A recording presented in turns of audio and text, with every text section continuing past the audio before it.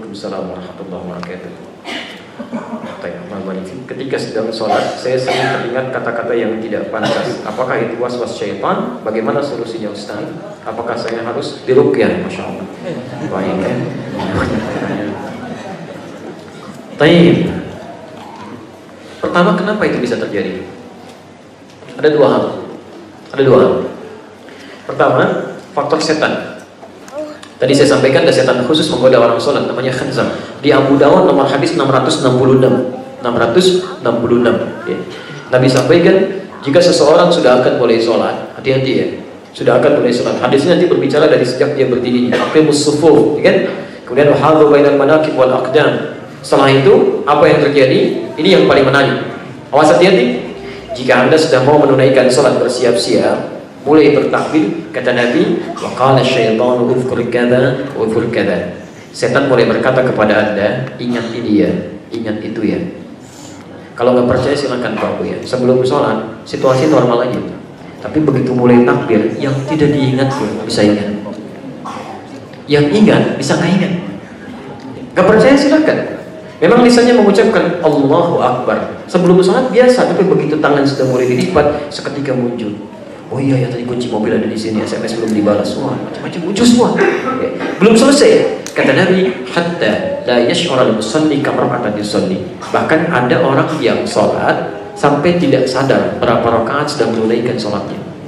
Sampai tidak sadar berapa rakaat dia sedang menunaikan sholatnya. Apa faktornya? Setan. Tapi setan ini, mohon maaf, mustahil dia bisa menggoda kalau dia tidak diberikan ruang. Jadi dia datang itu karena diberi ruang. Makanya dikatakan, Nabi menyampaikan, wala tadharu furjatan lisyaitan. Kalau Anda membuat saf dalam sholat, tutup celah supaya setan nggak masuk, tutup. Nanti saya praktekkan bagian saat berdiri di pertemuan berikutnya. Jadi kadang-kadang ada orang yang saat sholat, dia sholat berdiri, dia memberikan celah bagi setan untuk masuk. Nah ini yang menjadikan setan lebih banyak memberikan was-was. Di celah pertama dibuat saat dia membuat saf. Celah pertama, setan masuk. Celah yang kedua, mohon maaf, setan itu lebih mudah datang kepada orang berbuat maksiat. Atau mengkonsumsi sesuatu yang haram. Pakaian haram, makanan haram, minuman haram dan sebagainya. Setan mudah masuknya itu. Karena itu ketika dia akan mulai berubah menjadi baik, kalau taubatnya belum sempurna, itu sering diberikan was-was. Kamu gak akan selesai dengan begini, dosa kamu masih banyak, dimasuki. Hadir. Apa yang harus dilakukan? Solusinya bagaimana? Maka yang pertama, ya, hadirkan kedekatan dengan Allah Subhanahu wa Ta'ala melalui taubat yang benar dulu. Itu satu. Quran surah keempat ayat 17. Innamat taubatu 'ala Allahi lil ladzina ya'maluna as-su'a bi jahalatin tsumma yatubuna min qarib. Orang-orang yang merasa pernah berbuat salah kemudian dia ingin taubat, maka segerakan ingat-ingat apa kesalahannya. Kalau lisan, ingat kesalahan lisannya, mintakan kepada Allah untuk menjadikan kebaikan di lisannya. Kalau terkait dengan orang lain, apalagi orang tua, minta maaf, berikan kebaikan, sampaikan. Kalau semua itu sudah bisa dikerjakan, maka celah-celah bagi setan untuk datang itu sudah langsung ditutup. Apalagi kalau tobatnya benar dilakukan, tangisan boleh muncul, istighfar dilakukan, itu Allah sendiri yang akan memberikan hambatan seketika akan datang dia. Nah selanjutnya apa? Kalau setan masih datang dengan was-was walaupun ringan, maka prinsip dalam kaidah fikihnya disebutkan dari intisari ajaran Nabi, al-yaqinu la yuzalu bisyaqqi. Keyakinan itu akan menutup segala keraguan. Jadi begitu ada was-was, langsung palingkan. Salah satu bahasan fikih sholatnya, nanti kita akan pelajari cara memalingkannya dengan cara memahami setiap bacaan sholat yang kita kerjakan dan meresapinya dengan hati. Bisa Allahu Akbar, lisan mengucapkan Allahu Akbar, pikiran supaya tidak liar memikirkan apapun, menerjemahkan kalimat Allah Maha Besar.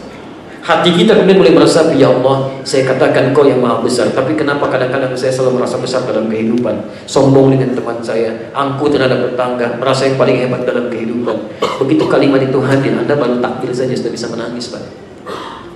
Abu Bakar As-Siddiq itu Masya Allah, baru bertakbir begini, tangannya sudah bergetar, menangis beliau, menangis. Ketika Nabi meminta Abu Bakar, ya, kamu bindas, kamu jadi imam. Kata Nabi dalam keadaan tidak kuat untuk mengimami, sakit beliau. Kata Abu Bakar, tolong jangan saya ya Rasulullah. Kamu ini kenapa protes seperti saudara Yusuf saja?